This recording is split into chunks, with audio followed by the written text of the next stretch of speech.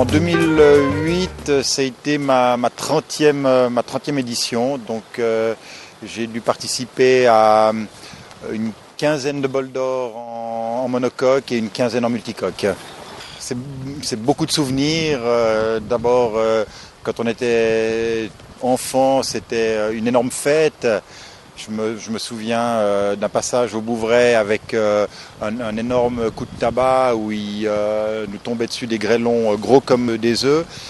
Mais pour moi, le meilleur souvenir restera celui de 2001, lorsqu'avec Ernesto et le team Alinghi, nous avons remporté définitivement le bol d'or après une course et une lutte acharnée avec une arrivée dans un orage absolument incroyable, où on s'est battu vraiment jusqu'au passage de la ligne, tant c'était incertain.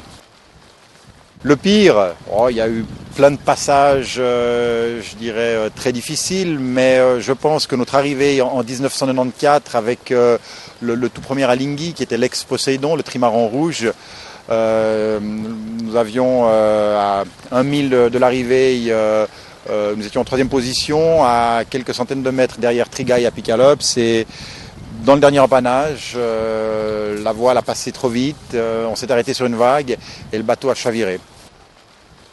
Et ça a été des souvenirs. Je me rappelle que toutes mes années scolaires étaient rythmées par ce fameux samedi aux alentours de la mi-juin, parce que ça me permettait d'une part de gâter les cours le samedi matin et puis d'autre part de participer à une fête absolument fantastique. Et puis petit à petit, il y a eu l'arrivée des multicoques, on a construit la SL, on a eu des expériences fantastiques avec ce foiler, l'arrivée des Formule 40, l'épopée des Alinghi, et puis finalement en 2004 avec la création et l'apparition de ces décisions 35. Donc là, ça a amené une dimension supplémentaire à cette course, puisque année après année, le niveau a véritablement augmenté. Et aujourd'hui, quand les 10 décisions 35 plus les 20 ou 25 M2 sont sur la ligne de départ, eh bien on a là potentiellement 35 bateaux qui peuvent remporter le bol d'or en temps réel. Donc la compétition est énorme.